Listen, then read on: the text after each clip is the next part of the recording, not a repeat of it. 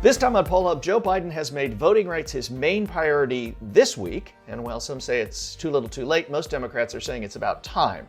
What's striking about all this, though, is that a majority of Americans approve of nearly every component of all the different bills being considered.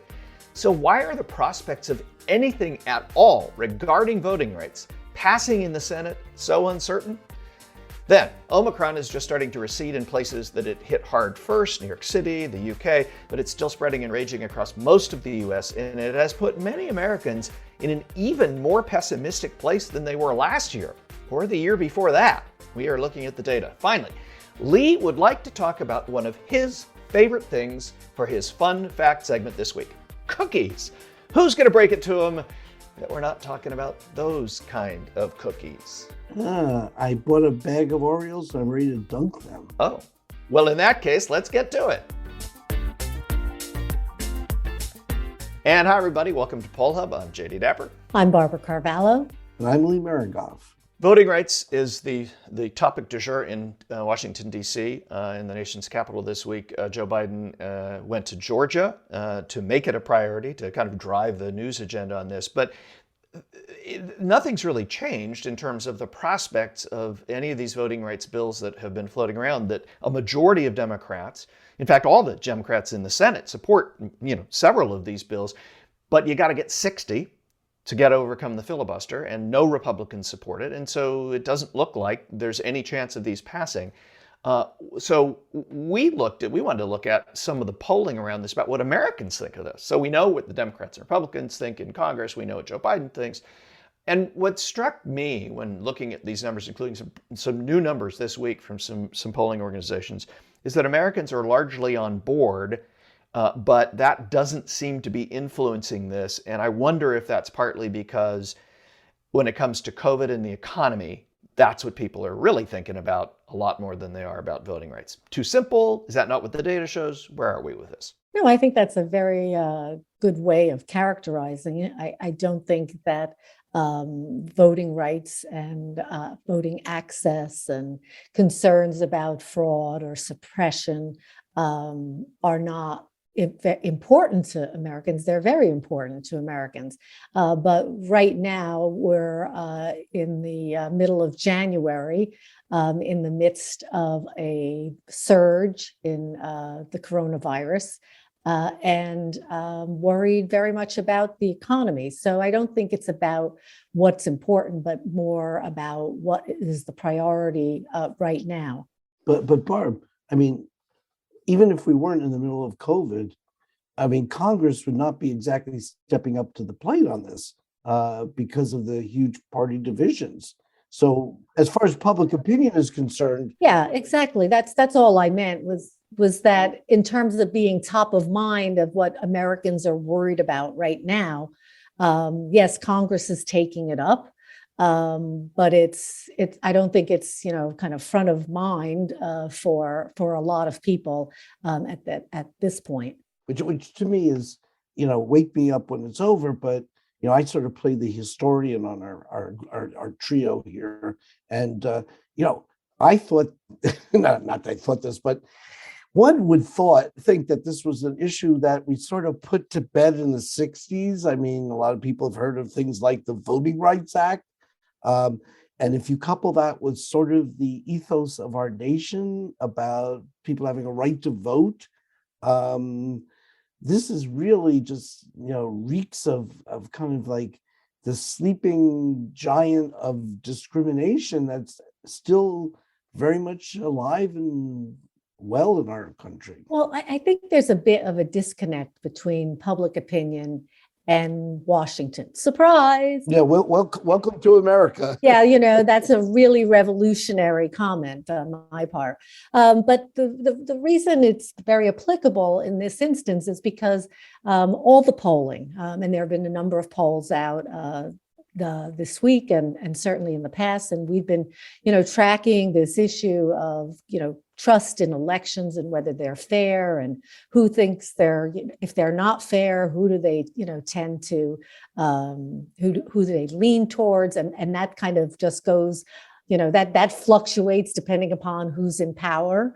But on the Voting Rights Act, I think what was very interesting is not only, Jay, that you mentioned that there's majority support on most of these issues, but if we were polling Americans, we would actually not, we'd be over 60% on many of these. One being, making Election Day a federal holiday. 61% of Americans support that. Expanding access to early voting, 65% support that. Making it, and to your point, Lee, making it illegal to prevent someone from registering to vote. 62% of Americans, either strongly or somewhat support that. And again, gerrymandering, the issue of actually manipulating electoral districts to give an advantage to either Democrats or Republicans with which legislatures, across the country, state legislatures are very fond of doing. 64% of Americans think that we should have congressional districts that, look more like, figures we've used in geometry rather than something we may find in a science lab. So I think there's really, strong support for many of these issues.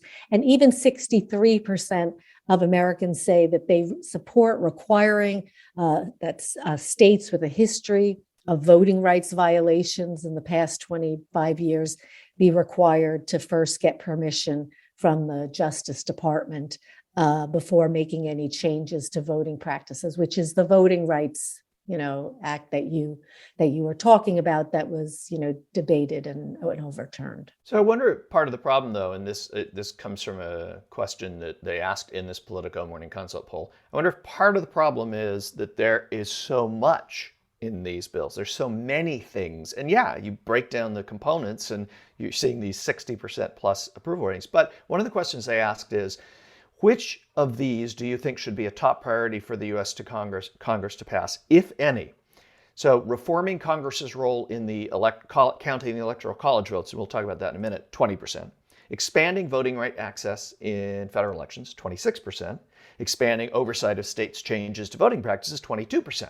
The winner is none of these should be a priority for Congress, but that's only 32%. So you add up those other numbers, you go, well, look, 60+% say that one of these should be a priority, but they split on what the priority should be. I wonder if part of that is what is driving these problems, is that the public supports, but it's not seen as a priority in Washington because there's not a single thing that everybody's gotten behind.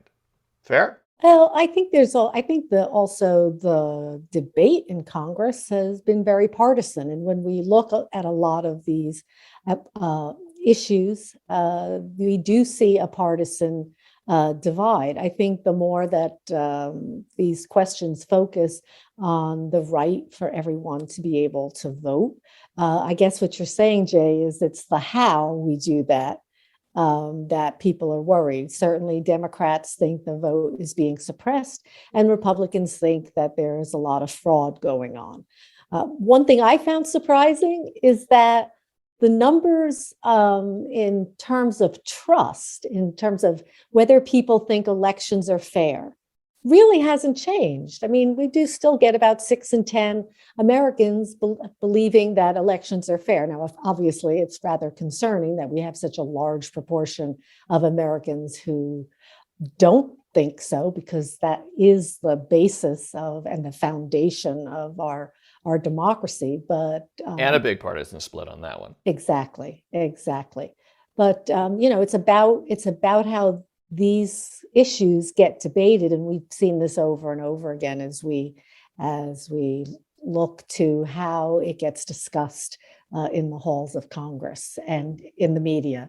Yeah, and I would take up the mantle of sort of what I advocate in class, that the media should be talking about the way things are and not necessarily just providing an equivalent interpretation. So the reality is that has been evidenced by court cases.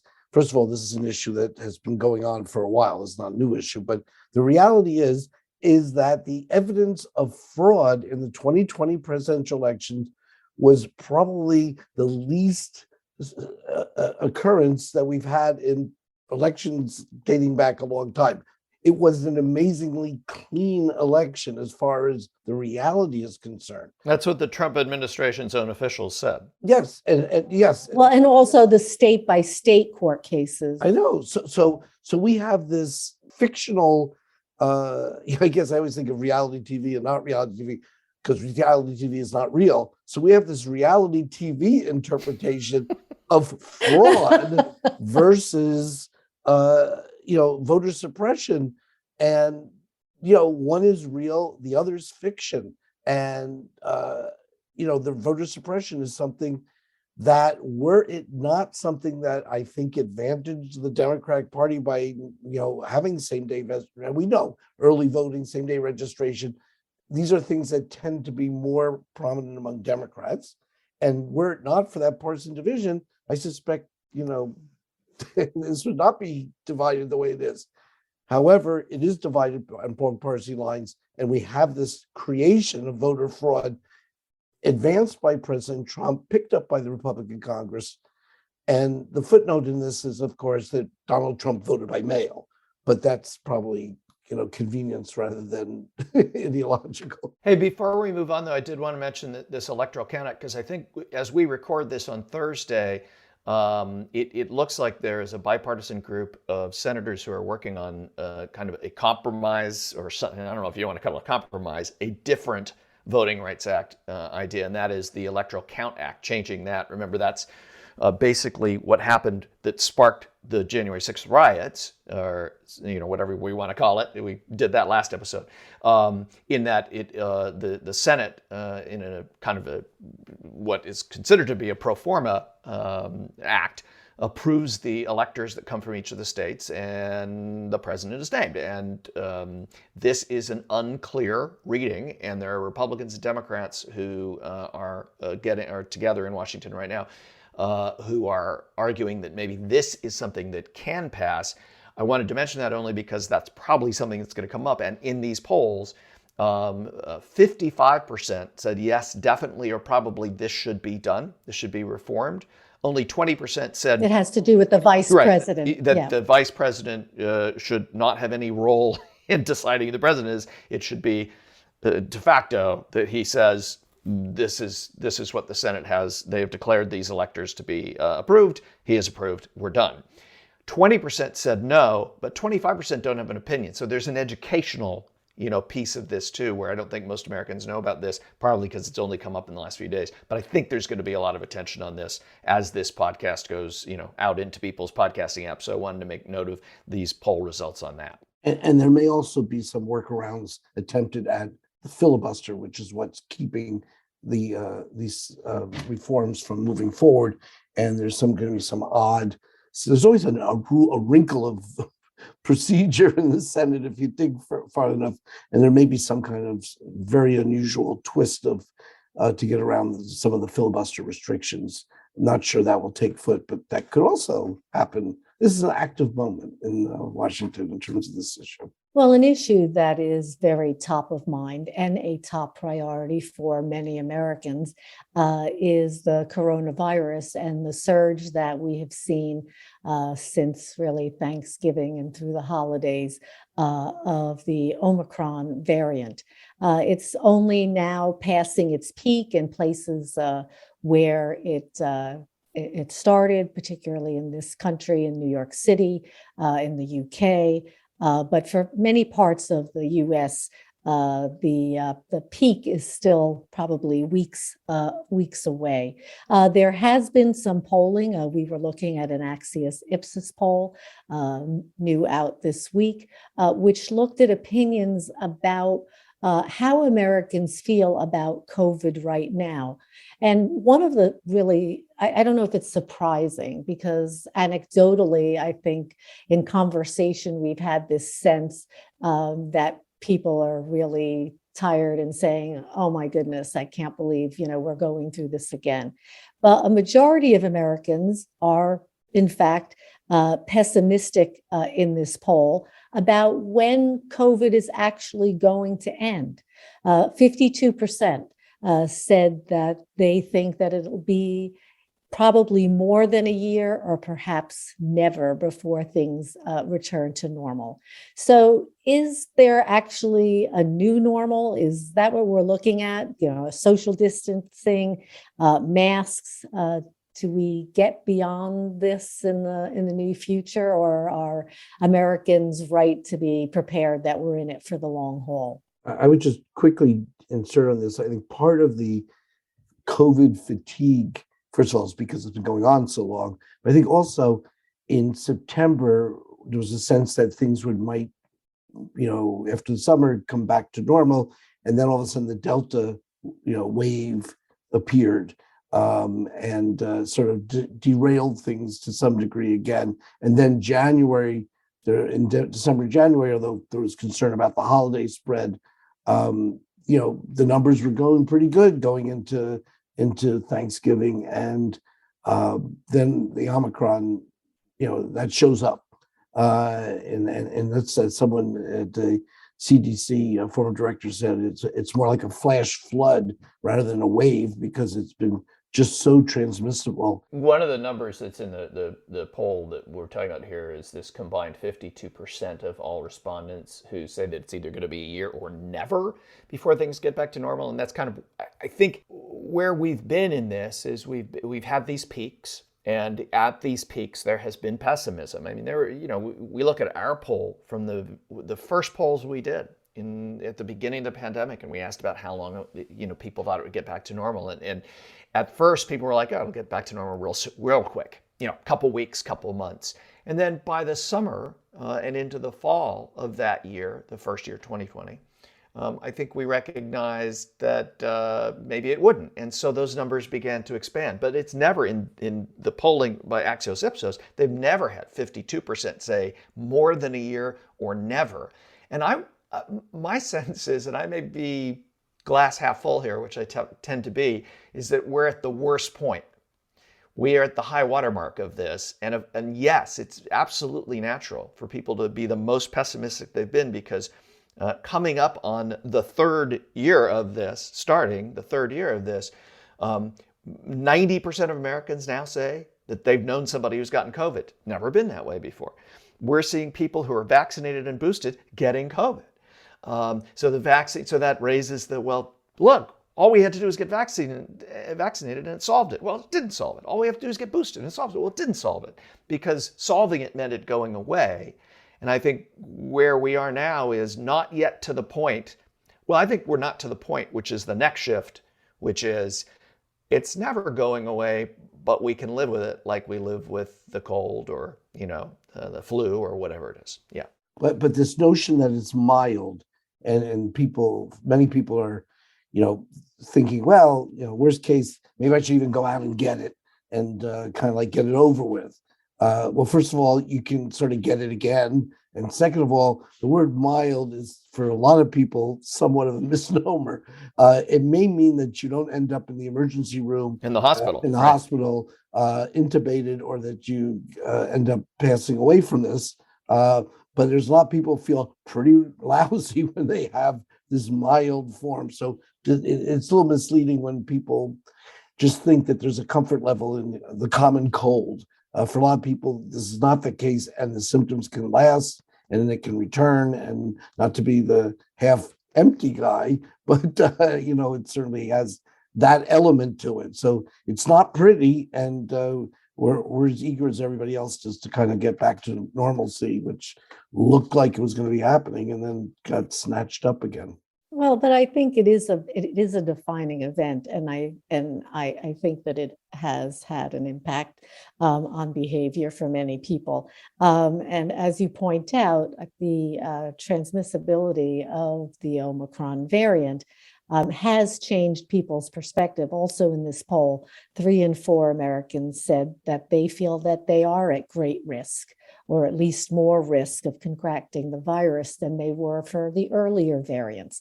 So there is this sense, I think in the beginning, many people didn't know anybody who had it. They certainly didn't know anybody who died. And that has significantly changed. It's changed through Delta, which was on the, through 2021, and Omicron has certainly brought COVID into many households. And right now, even when posed against the economy, the majority of Americans, although more than 4 in 10 are concerned about how we keep moving on the economy and the impact of all this, but a majority do see COVID and the spread of this and the concern for the spread of this disease as the top priority and something that government should need to address. Yeah, and I'm just saying, closing on this point, that there are two pathways. And there's a pathway among those who've been vaccinated and a pathway among those who haven't been vaccinated. Now, some people are either too young or don't have the opportunity because of prior condition to get vaccinated. That's a different group. There are people who voluntarily choose not to be vaccinated, and they're at much higher risk of all the problems that COVID provides. The hospitalizations are mostly among those who've not been vaccinated. I mean, there's kind of a clear message in here. It's been there for a while, and I don't know if there's been a big rush, not only to get vaccinated, but to go the full route, because the booster seems to be the one that really reduces the severity of this. Yeah, and that's a good point. That's a good point, Lee, because the incidence of people getting boosted is much lower than even full vaccinations, and the studies have shown, and the experiences that people have shown that you almost get mild symptoms. I think we could all disagree on what mild means if you are boosted. So this is going to be a continuing discussion.